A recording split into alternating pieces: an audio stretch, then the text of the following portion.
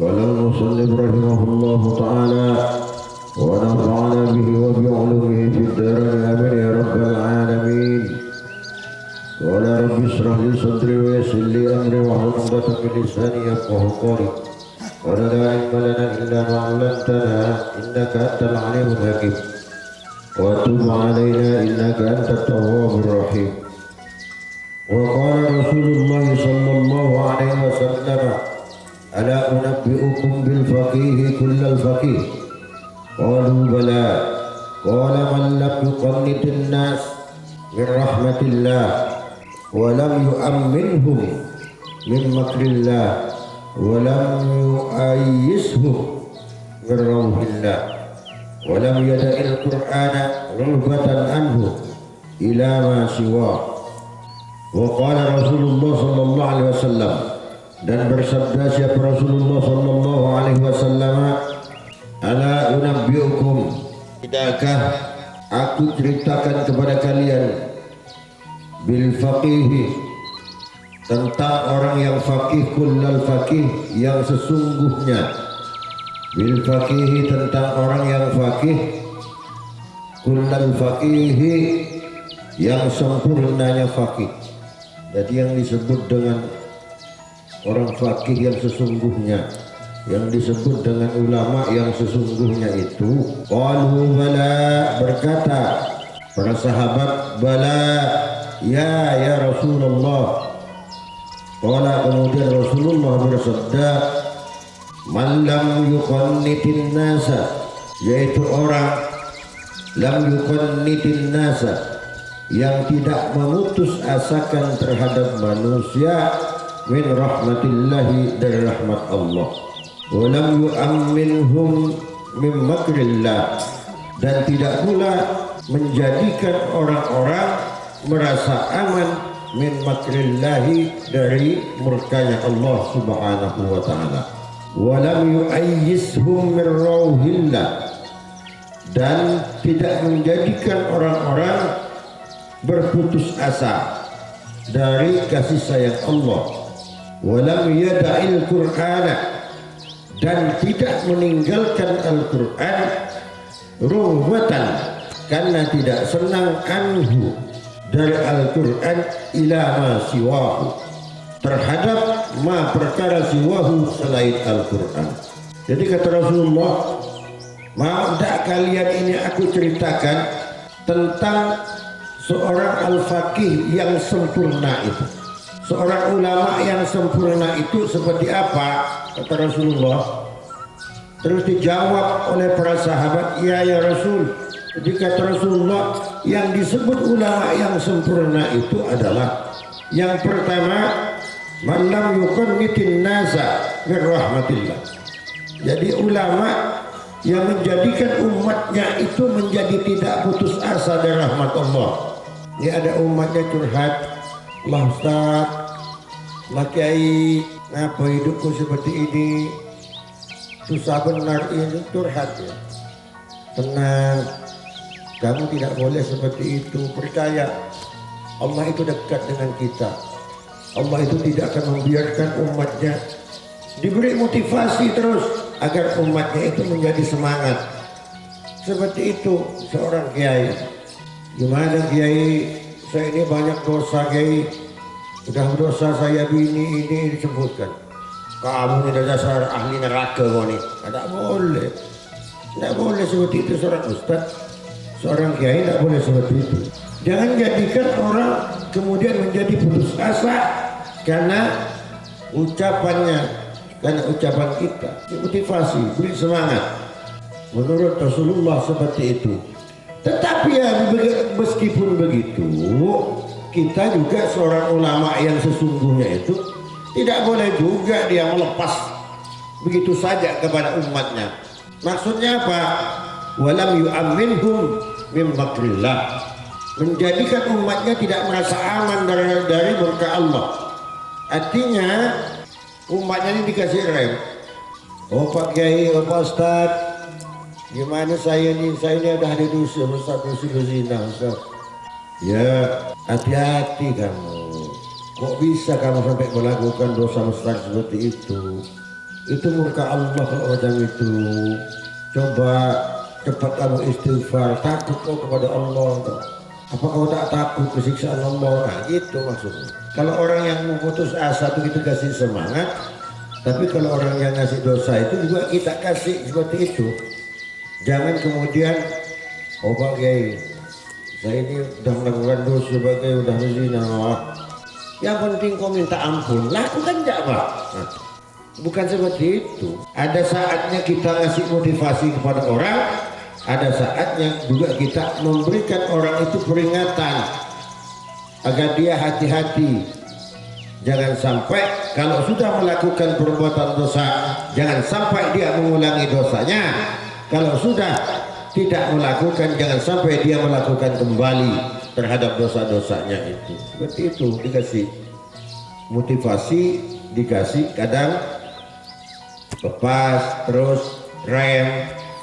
Jangan seperti kan ada cerita tuh dalam kitab, bajingan yang sudah membunuh 99 orang dibunuh. Datang ke kiai, kalau mau tobat dia, sadar sudah. Kiai, saya ingin tobat, tapi dosa saya sangat besar. Kira-kira adakah ampunan untukku dari Allah Subhanahu wa Ta'ala? Kata kiai, tidak ada dosa yang tak diampuni. Emang apa dosa kamu? Saya sudah nyekik orang di 99.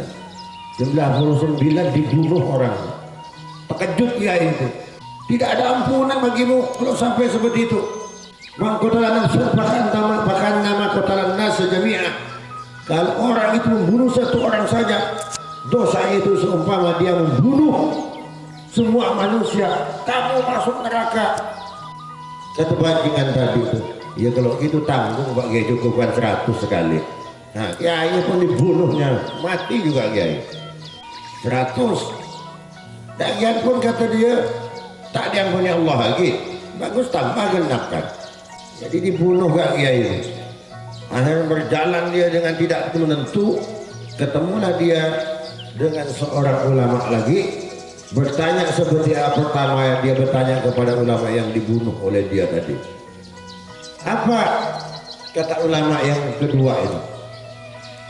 Tidak ada katanya dosa yang tak diampuni Allah itu, sebesar apapun. Akhirnya ditunjukkan di sana ada orang yang sangat bijak di kampung sebelah sana. Coba kau datangin dia sana, kamu belajar kepada orang itu. Insya Allah dosa-dosa kamu semuanya bisa akan terampuni dengan petunjuk-petunjuk nanti yang diberikan oleh ulama itu. Akhirnya datang di tengah jalan mati si bajing. Malaikat Ridwan dengan malaikat Malik ini berebut. Kata malaikat Malik, ini bagianku nih neraka. Kata Ridwan, enggak, ini tujuannya dia udah bunuh. Ini udah kebaikan tujuannya nih. Iya memang kita mau pergi. Kata malaikat Malik. 100 berebut dengan malaikat Ridwan dengan malaikat Malik. Akhirnya apa? Datang satu malaikat yang diutus Allah untuk mengadili perdebatan dua malaikat tadi. Akhirnya apa? Diukur jarak berangkat ke tempat meninggal, diukur dari tujuan ke tempat meninggalnya itu mana lebih dekat. Ternyata sudah mendekati ke tempat tujuan dari tempatnya meninggal. Akhirnya yang membunuh, bajingan yang membunuh sampai 100 orang itu masuk ke dalam surga. Artinya tujuan baik, karena tujuan dia sudah berjihad menuntut ilmu sabilillah.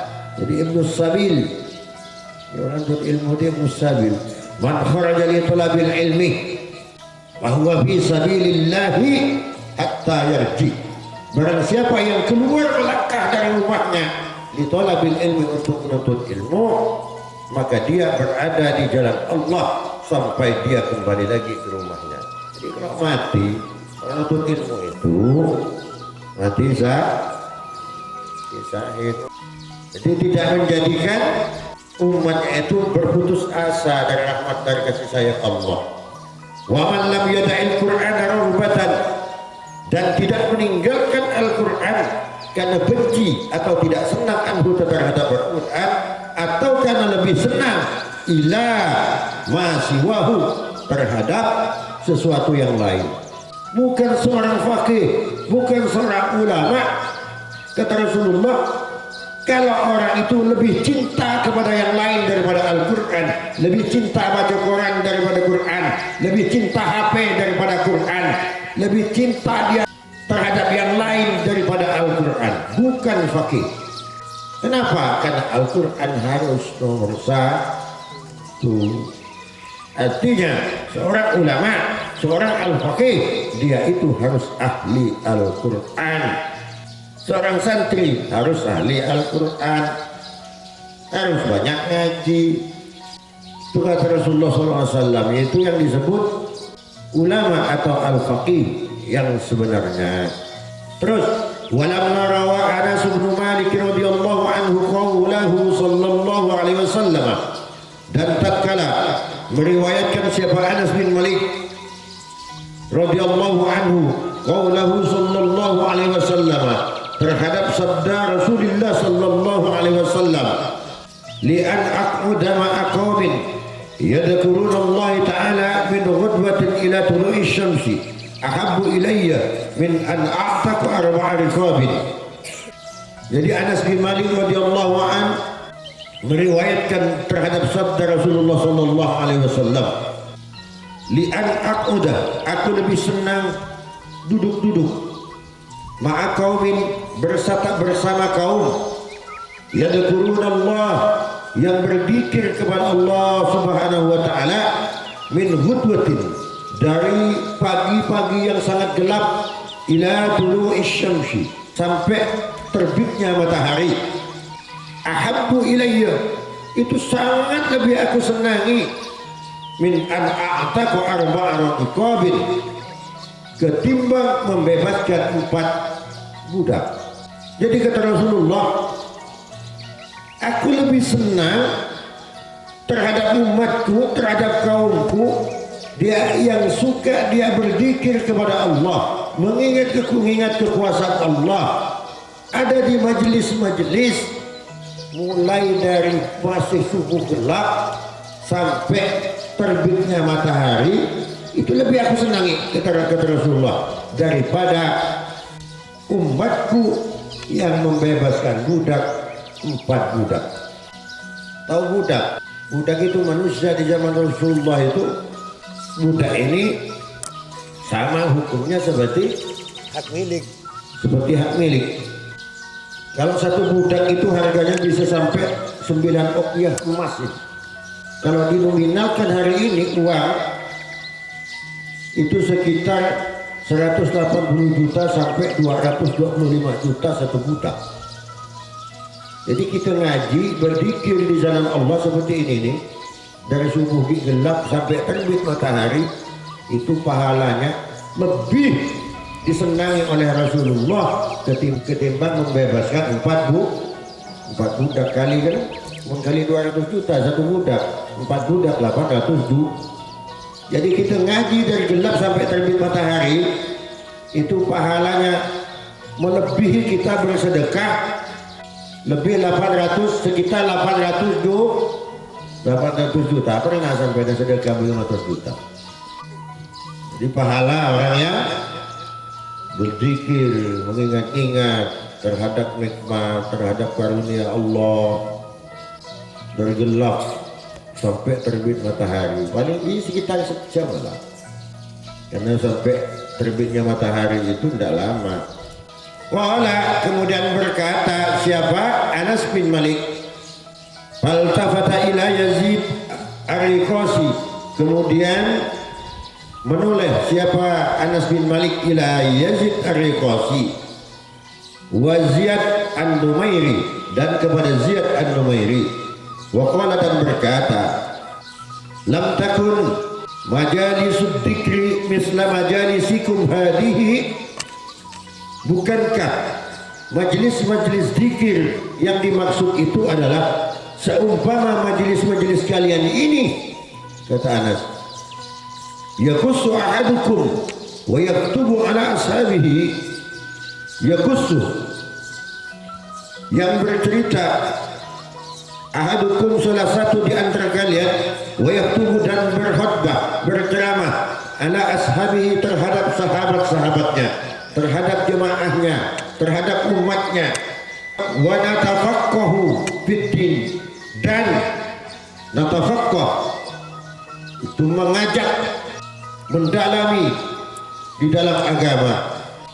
Wa na'uddu na'imallahi alaina, dan menghitung-hitung nikmat-nikmat Allah alaina yang telah dikaruniakan kepada kita.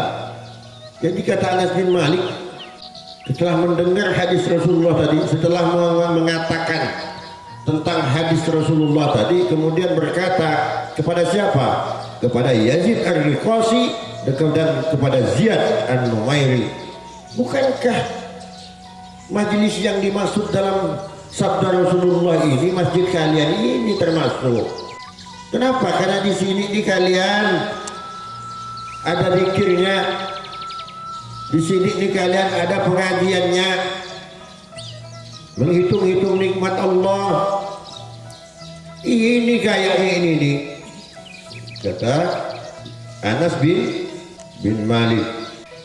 Wa yasrudu, dan membawa siapa orang, siapa man al-hadisa, terhadap hadis, sardan, artinya di dalam jamiahnya itu, di dalam majelisnya itu hadisnya ada, zikirnya ada, pengajiannya ada, itu yang dimaksud.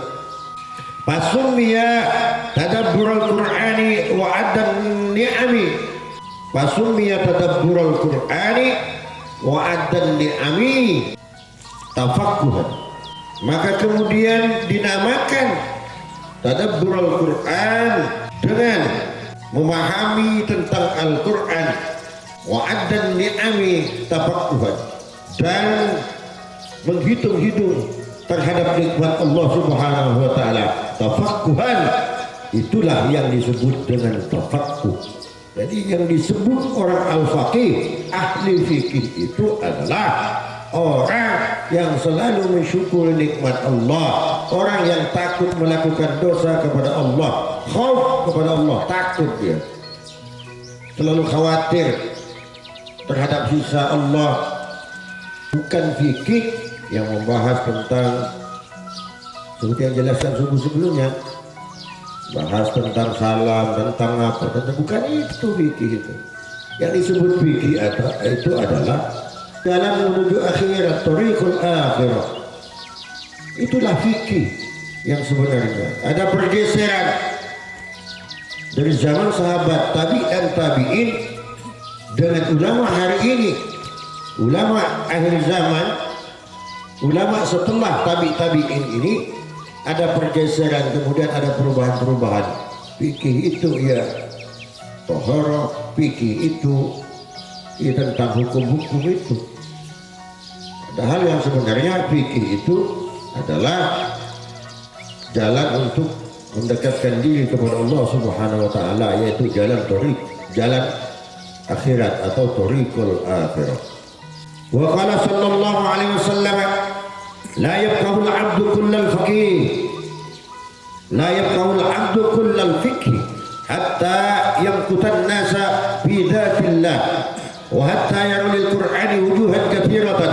Wa ruwi aidan mawqufan ala Abi Darda radhiyallahu anhu ma'a qawlihi thumma yuqbilu ala nafsihi fayakunu laha ashadda maqtan.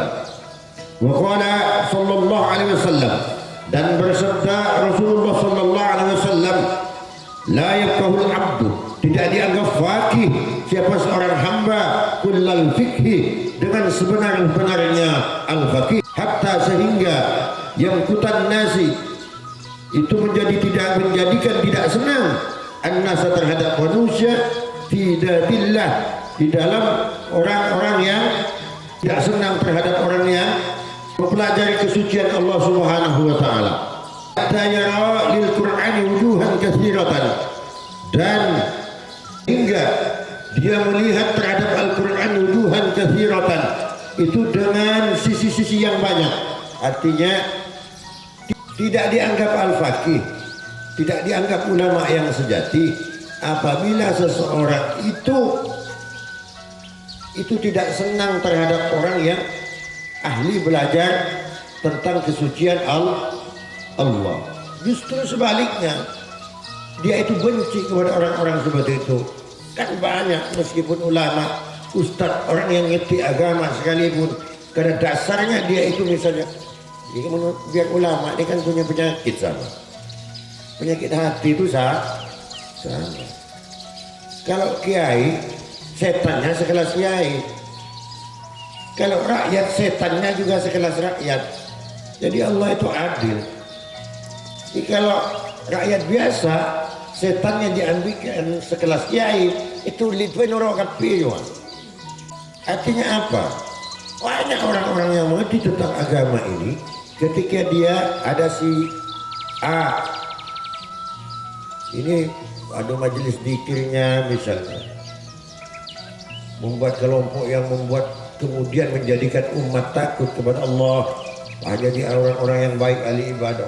Apa jangan jual nah itu maksudnya.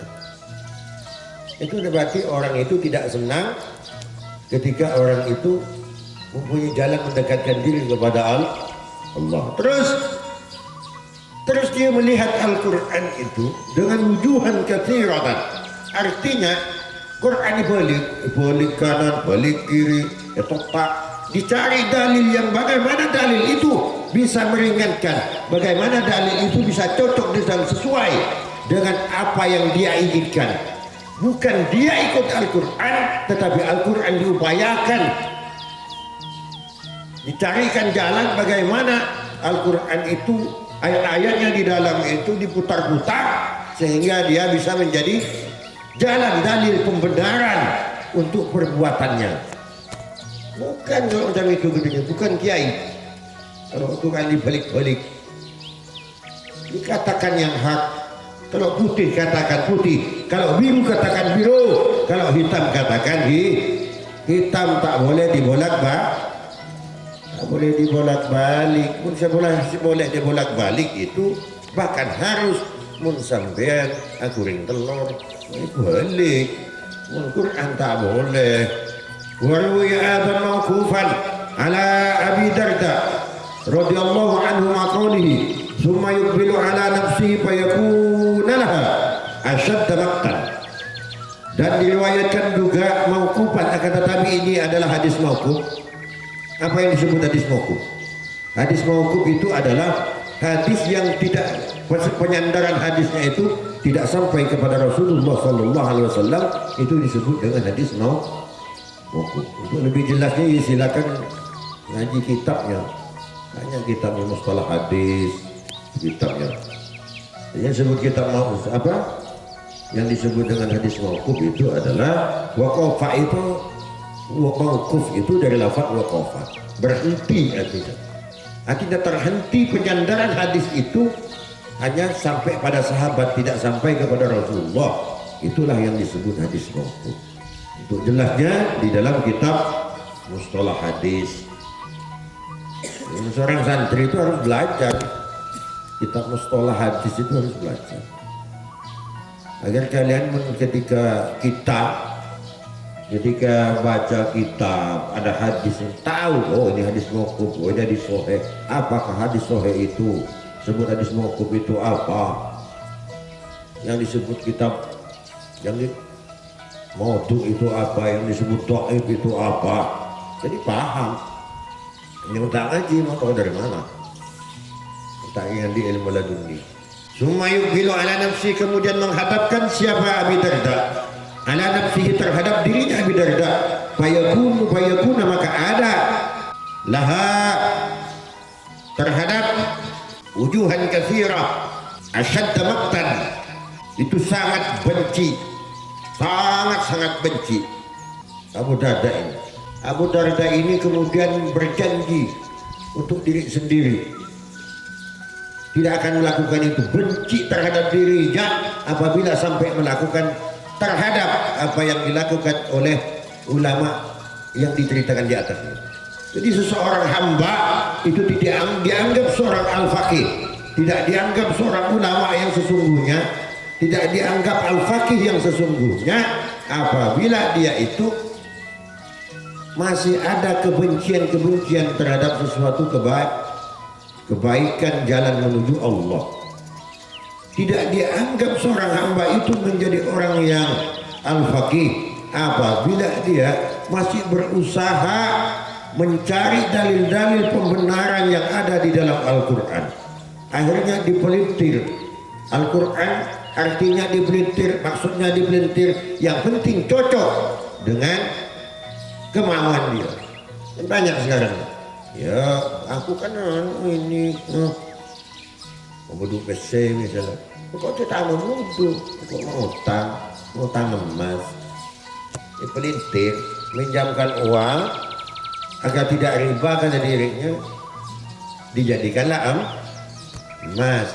Mau PC tak ada, mau emas beda. Itu yang disebut wujuhan katsirah. Orang mencari dalil-dalil, cari pembenaran terhadap perbuatannya yang sesungguhnya salah itu menurut Anda. Maka dicarikan jalan kepada dia. Allah mau dibodoh, Allah mau dibodoh-bodohi, Allah mau ditipu nanti. Itu ya. Kita lanjutkan nanti untuk subuh yang akan datang. Allahu bihamdihi, subhanallah wa bihamdika, asyhadu an la ilaha illa anta, astaghfiruka wa atubu ilaik. Li khamsatun fi biha ar-rawabail hatimah al-mustafa wal-murtada wa abnaumal fatimah ya latifat lam tazal qultu bina fi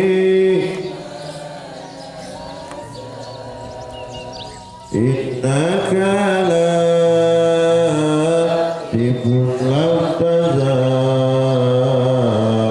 qultu bina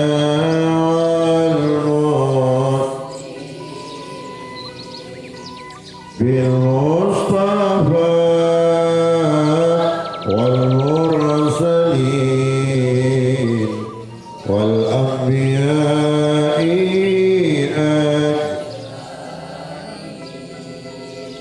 wa alihi wa tabi'in wa nasihabil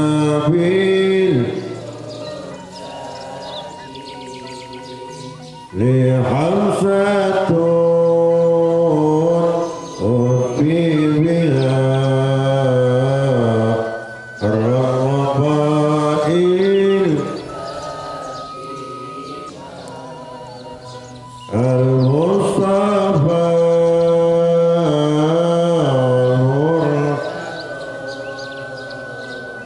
wa abnahuma wal-fa ya rabbana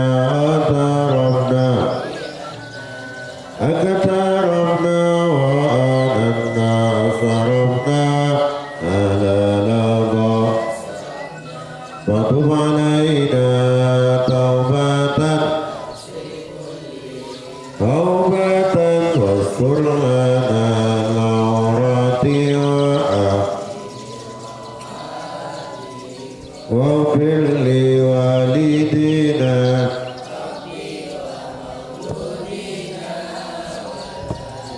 wal ikhwani wa sairil khillani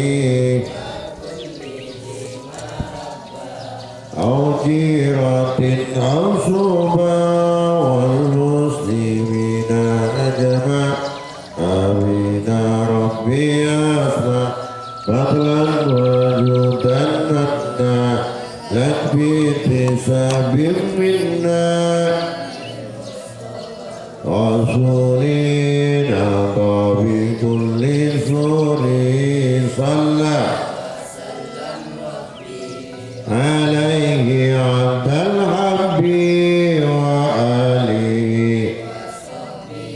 عدد تخصيص بي وآلي عدد تخصيص بي في البدء والثناء يا ربنا بأننا وأنا الناصر